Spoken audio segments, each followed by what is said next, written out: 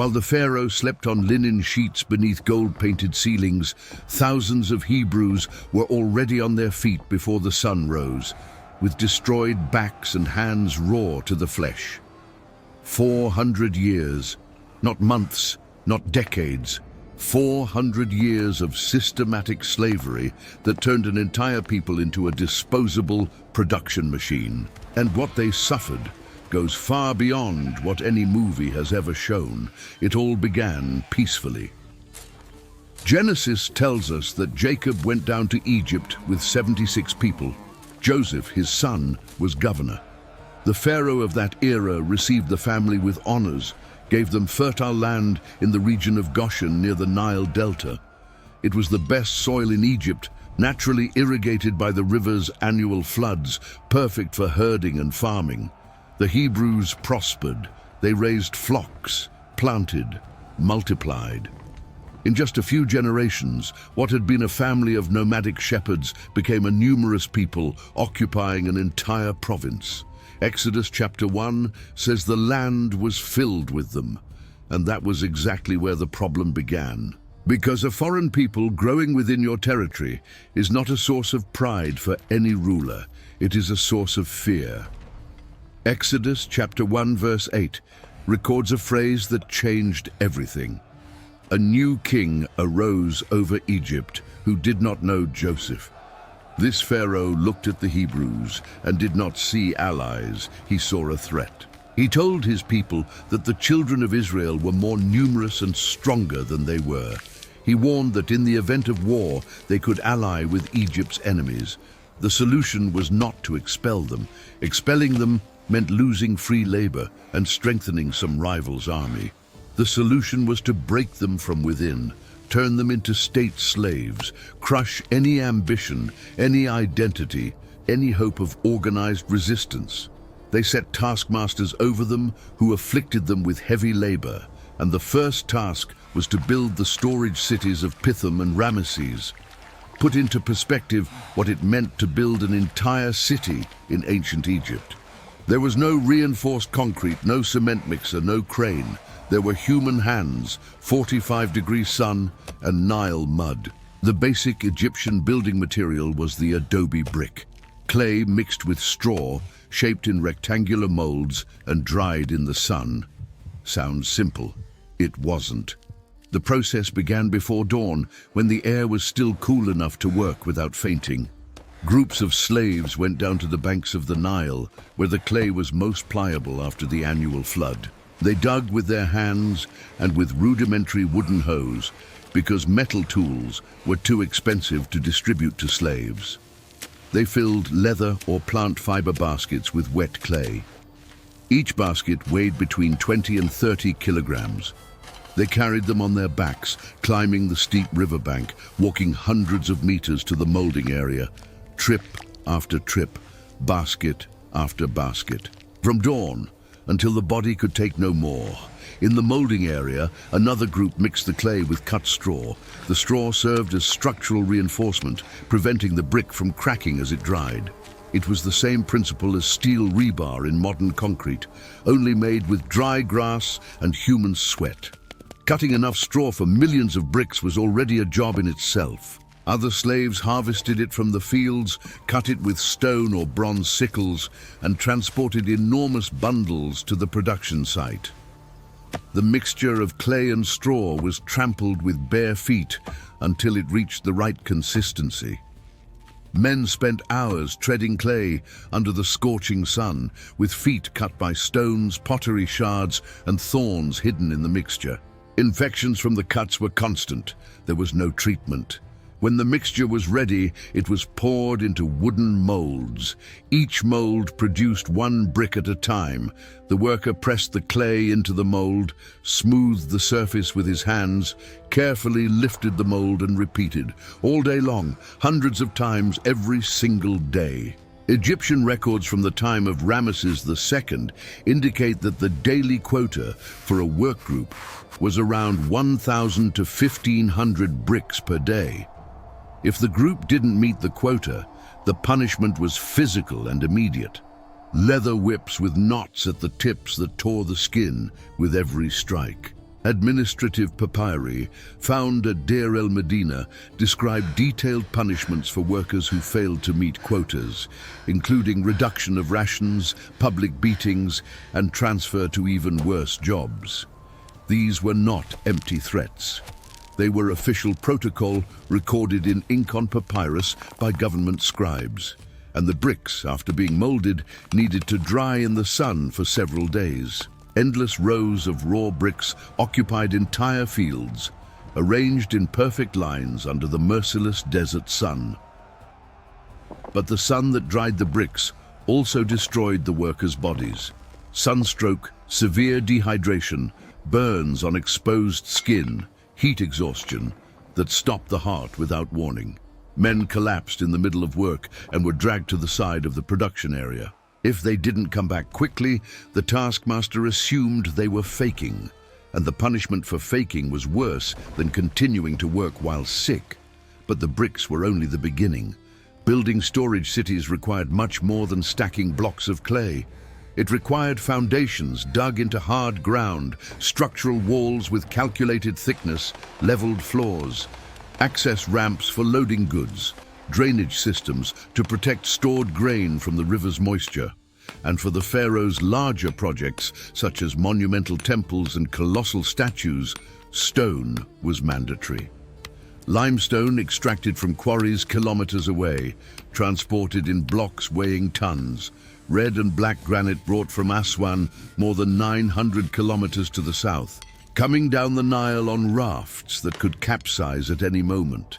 The Hebrew slaves were not just making bricks, they were integrated into a construction machine that fed the architectural ambition of an entire empire. In the quarries, the work was even more brutal than in the brick fields. Men descended into holes carved into the living rock, armed with copper chisels and diorite stone hammers. Copper is a soft metal compared to rock. It dulls quickly.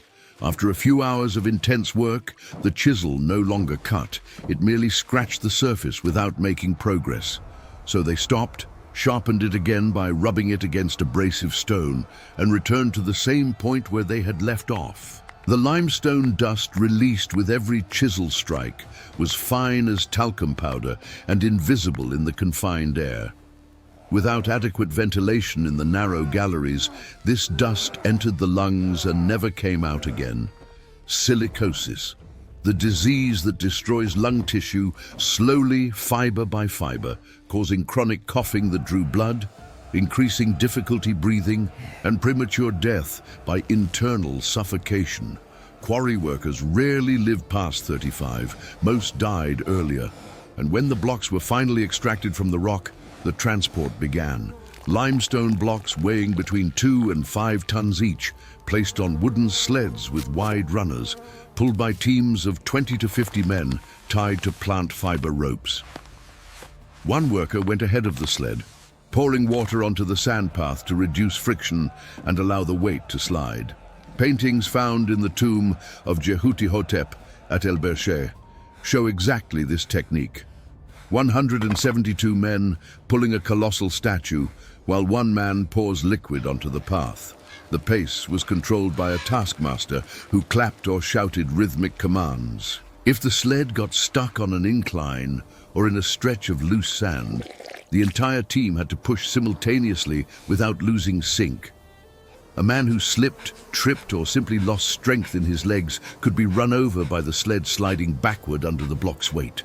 Fatal accidents happened frequently enough to be mentioned in administrative papyri as routine occurrences. Now think about the actual daily life of an ordinary Hebrew slave, not the leader, not the taskmaster, the man at the bottom of the pyramid.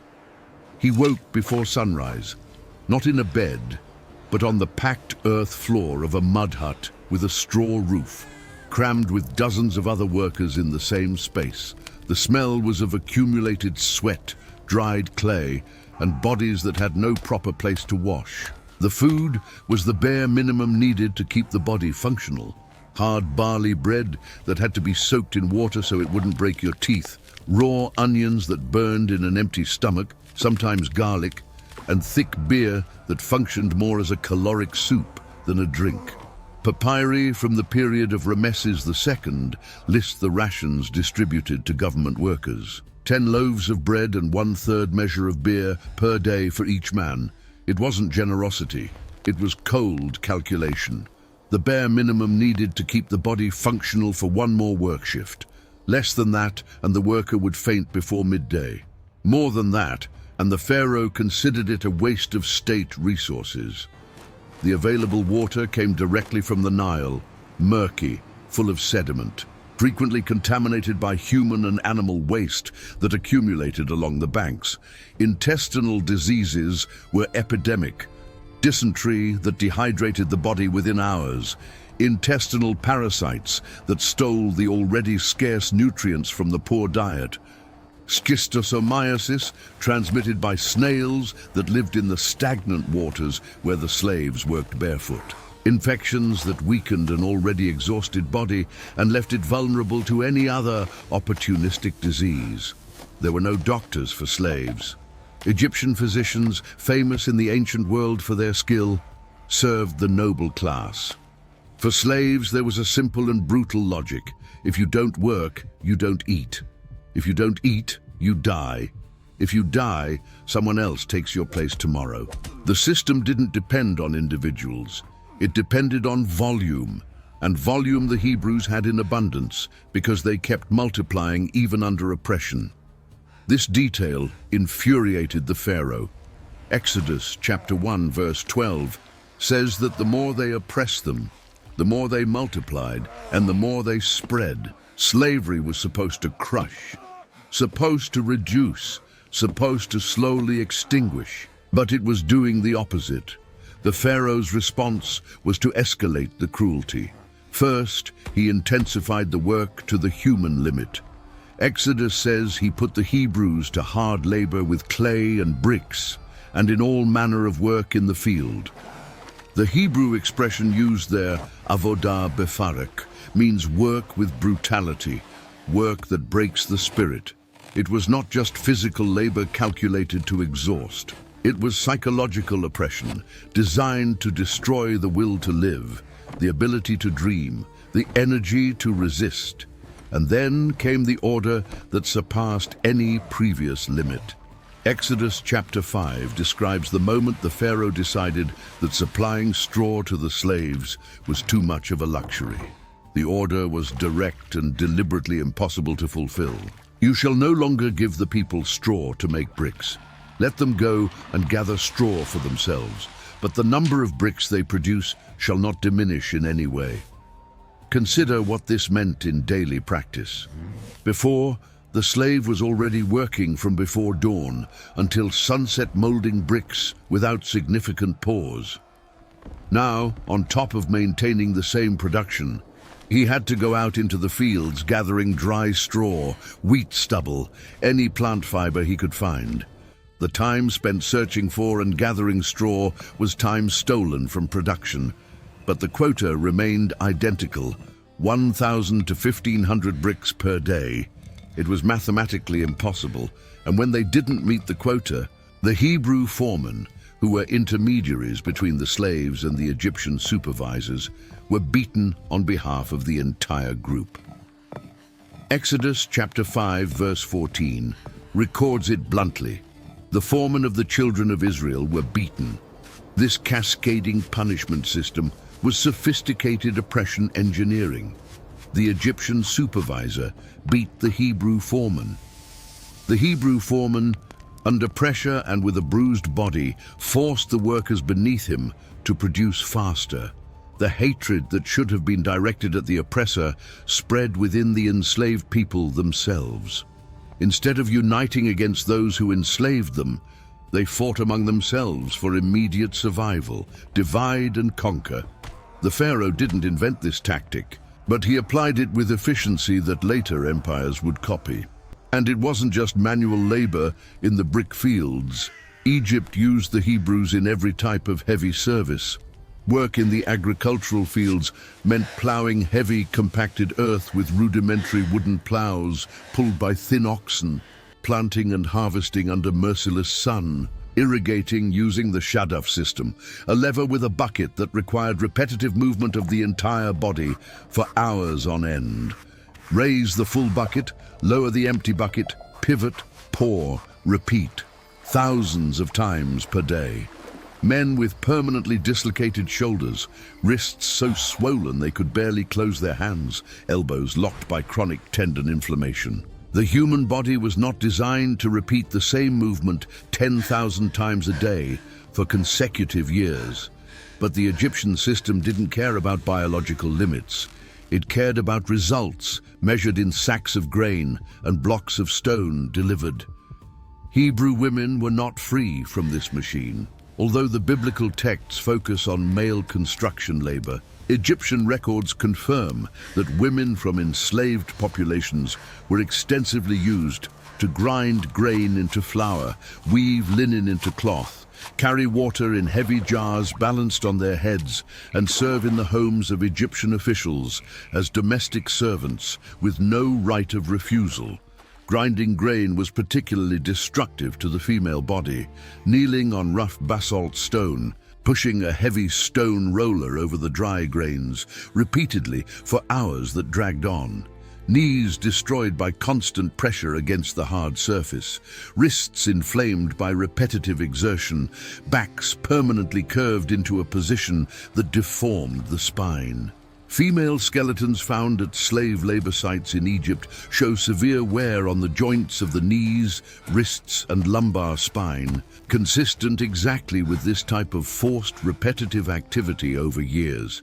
And the food these women produced with their destroyed bodies was not for them or their families. It was to feed the Egyptian ruling class. But the pharaoh didn't want just labor. He wanted absolute demographic control. He wanted extermination disguised as state policy. When forced labor didn't reduce the Hebrew population as expected, the order became openly genocidal. Exodus chapter 1 verse 15 records that the Pharaoh personally summoned the Hebrew midwives, 2 women named Shiphrah and Puah, and ordered them to kill every Hebrew boy that was born. Girls could live because girls wouldn't form armies. The logic was demographic and military at the same time. Without men growing to adulthood, there would be no potential soldiers, no future reproduction, and in 1 or 2 generations the people would completely disappear, absorbed into Egypt or simply extinct. The midwives disobeyed. They told the Pharaoh that the Hebrew women were too vigorous and gave birth before the midwives could arrive. It was deliberate lying. It was civil resistance at the most basic and most dangerously possible level. And the biblical text records that God blessed them for this disobedience. When the midwives failed as an instrument of extermination, the Pharaoh generalized the order to the entire population. Exodus chapter 1 verse 22. Every son that is born, cast him into the river. It was no longer an order restricted to midwives. It was a public decree directed at the entire Egyptian people. Any Egyptian citizen who saw or knew of a male Hebrew baby had the authorization and moral obligation to throw it into the Nile, the river that gave life to Egypt, that was worshipped as a deity, that fed fields and cities, became the official instrument of state-sponsored infanticide. Hebrew mothers hid their newborn sons in houses, in barns, in holes dug in the ground, anywhere the cry of a baby couldn't be heard by Egyptian neighbors or informers. The fear was constant and paralyzing. Every knock on the door could mean someone had heard the crying. Every glance from an Egyptian on the street could mean a denunciation. It was in this scenario of terror that a mother from the tribe of Levi hid her newborn son for 3 months inside her home. When the baby grew too large to hide, when the crying became too loud to muffle, she made a basket of Nile reeds, waterproofed it with bitumen and pitch, placed the child inside, and set the basket among the reeds at the river's edge. The older sister stood watching from a distance, hidden among the vegetation. The Pharaoh's daughter came down to the river to bathe, saw the basket floating among the reeds, sent her maid to fetch it, opened it, and saw the boy crying. She recognized immediately that it was a Hebrew child. But instead of carrying out her own father's order, she felt compassion. The baby's sister appeared and offered to fetch a Hebrew nurse to raise the child. The Pharaoh's daughter agreed, and the chosen nurse was the boy's own mother. The baby was named Moses, which sounds like the Hebrew word for drawn from the waters. He was raised in the Pharaoh's palace, educated as an Egyptian prince, while his people continued making bricks on the other side of the palace walls. This brutal duality marked the entire first phase of Moses' narrative.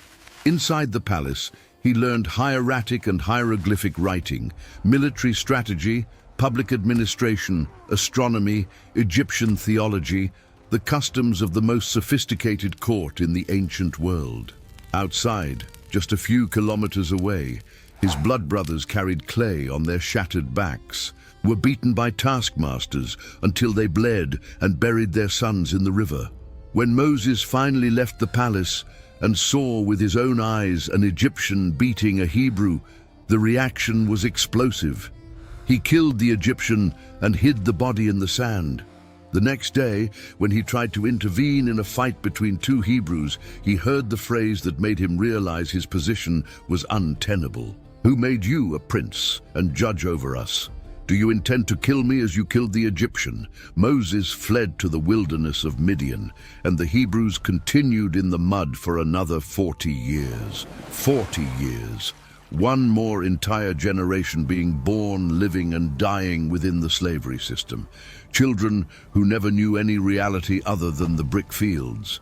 For them, molding clay and being beaten by a taskmaster was simply what human beings did. They didn't know freedom because they had never experienced it. They had never seen an alternative. And this is perhaps the most destructive aspect of prolonged slavery. It's not just the body that breaks, it's the mind. It's the identity. When you are born a slave, child of a slave, grandchild of a slave, great-grandchild of a slave, slavery ceases to be a temporary situation and becomes a permanent definition. You are not enslaved. You are a slave. The difference between those two sentences is abysmal and explains nearly everything that happened afterward in the desert. The infrastructure of control was sophisticated and meticulously organized. Each work group had an Egyptian supervisor at the top and a Hebrew foreman subordinate to him. The Hebrew foreman was personally accountable for the group's quotas. If the group failed in production, the foreman was beaten first. This created an internal layer of control that dispensed with the constant presence of Egyptian soldiers. The enslaved people themselves watched and pressured each other. Administrative papyri found in the ruins of Pi-Ramesses list workers by name, specific function, assigned daily quota, and punishments applied for failure to comply. It was not arbitrary chaos. It was state bureaucracy applied to human suffering with impressive efficiency. Work shifts rigidly followed the solar cycle. Work began at dawn, when the temperature still permitted intense physical exertion. A brief forced pause at the peak of midday heat, not out of mercy, but because workers dying of heat stroke reduced afternoon productivity. Resumption as soon as the shade allowed, until sunset extinguished the light needed to work. During the Egyptian summer months, when the temperature easily exceeded 45 degrees and the humidity near the Nile turned the air into suffocating vapor, the mortality rate among workers rose drastically. Dehydrated bodies collapsed in the brick fields without warning. There was no funeral ceremony. There was no permitted mourning. The dead were removed from the work area and buried in mass graves on the outskirts of the construction sites. Archaeologists have found these workers' cemeteries near construction sites from the period, with skeletons showing unmistakable signs of chronic malnutrition, multiple poorly healed fractures with no medical treatment whatsoever, and joint wear so extreme that 25-year-old men had the skeletons of the elderly. But in the midst of all this methodical destruction, something inexplicable by normal demographic parameters kept happening. The people did not disappear, did not diminish, did not weaken to the point of extinction. they grew. Exodus insists on this point with repeated emphasis. The more they afflicted them, the more they multiplied, and the more they spread. It was as if the biology of that people actively resisted the system designed to exterminate them. And this resistance was not only demographic, it was cultural and spiritual. Somewhere between the brick kilns and the clay ditches, in nocturnal whispers inside dark huts, the Hebrews continued transmitting stories from generation to generation. The story of Abraham and the promise. The covenant with an invisible God who supposedly saw everything. The prophecy that this land was not the final destination. 400 years of systematic slavery could not erase this memory transmitted from father to son. And when Moses returned from the wilderness of Midian decades later, carrying a message from the God of his ancestors, the spark was still alive beneath the ashes. The encounter between Moses and the Pharaoh is recorded in Exodus chapter 5 with economy of words and weight of consequences. Thus says the Lord, the God of Israel, let my people go, so that they may celebrate a feast to me in the wilderness. The Pharaoh's response was instant and predictable. Who is the Lord, that I should obey his voice and let Israel go? I do not know the Lord, and I will not let Israel go. And to reinforce who was in charge, he increased the workload that very day. That was when the order came to cut off the supply of straw. The Pharaoh wanted to demonstrate that no god of slaves was greater than the throne of Egypt. The response came in 10 consecutive plagues that systematically dismantled every pillar of Egyptian power. The water of the Nile turned to blood. The river god itself attacked. Frogs covering the land, lice sprouting from the dust, swarms of flies, deadly pestilence on the livestock, painful boils on the skin of every Egyptian, hail mixed with fire, clouds of locusts devouring everything that remained, absolute darkness for 3 days. Each plague targeted a specific Egyptian god. Hapi, god of the Nile, humiliated when the river turned to blood. Heket, the frog-headed goddess, ridiculed when frogs invaded even the pharaoh's chambers. Ra, the all-powerful sun god, covered by supernatural darkness. It was a public theological tribunal against the entire Egyptian pantheon, and the last plague struck the heart of the entire system, the death of all the firstborn. From the pharaoh's son sitting on the throne to the son of the forgotten prisoner in the darkest dungeon. That night, all of Egypt screamed a scream that Exodus says had never been heard before and would never be heard again. And the next morning, with red eyes and shattered pride, the Pharaoh sent the Hebrews away. He didn't just send them. The entire Egyptian people pushed them out. Exodus chapter 12 records that the Egyptians urged the people, hastening them to leave the land, for they said, "We will all die if they stay." And the Hebrews left, not empty-handed. They asked the Egyptians for objects of silver, gold, and fine clothing, and the Egyptians, terrified, gave everything they had. 400 years of accumulated unpaid wages settled in a single night of desperation. 600,000 men on foot, not counting women, children, and the elderly. Conservative estimates place the total number between 2 and 2.5 million people. An entire nation rising up and walking out of the country that had enslaved it for 4 centuries. They carried enormous flocks, accumulated belongings, gold, silver, and bread dough that hadn't had time to leaven in the rush of departure. That is why, to this day, more than 3,000 years later during the Jewish Passover, unleavened bread is eaten. Because liberation came with such absolute urgency that there wasn't even time to wait for the dough to rise. But slavery does not release its claws easily. The Pharaoh regretted his decision. He mobilized 600 elite war chariots, all available cavalry and heavy infantry. He pursued the Hebrews to the edge of the Red Sea, and there, Trapped between the water and the most powerful army in the ancient world, the newly freed slaves discovered that the God who had called them would not abandon them at the edge of the abyss. The sea parted. They crossed on dry ground with walls of water on both sides. And when the Egyptian army advanced along the same path, the waters returned. Exodus chapter 14 records that not a single Egyptian soldier remained. 400 years ended in a single night. But the scars remained deeply engraved. The Hebrews left Egypt physically free, but with the mentality of 400 years of captivity ingrained in their bones. They grumbled in the desert, they complained about the food, they wanted to go back. They remembered the onions, the garlic and the cucumbers of Egypt, but conveniently forgot the whip, the impossible quotas, and the sons thrown into the river. It took 40 years wandering in the desert for the entire generation born under slavery to die and be replaced by a generation born in freedom. A generation that had never molded a brick under the threat of the whip. Slavery lasted 400 years. Psychological recovery took another 40. When archaeologists excavated the ruins of Pithom and Ramesses in the Nile Delta, they found something that confirms the biblical account in a disturbing and impossible to ignore way. In the oldest layers of the constructions, bricks made with straw mixed into the clay in adequate proportion.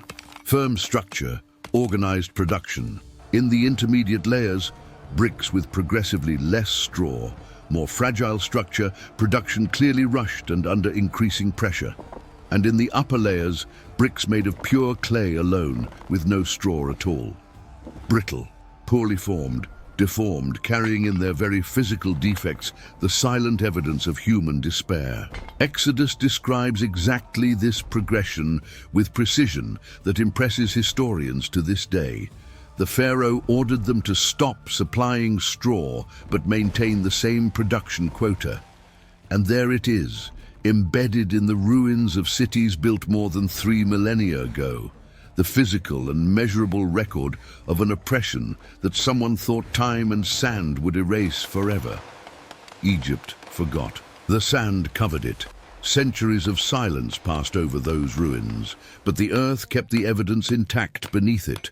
And 3,400 years later, archaeology unearthed exactly what the biblical text had already recorded.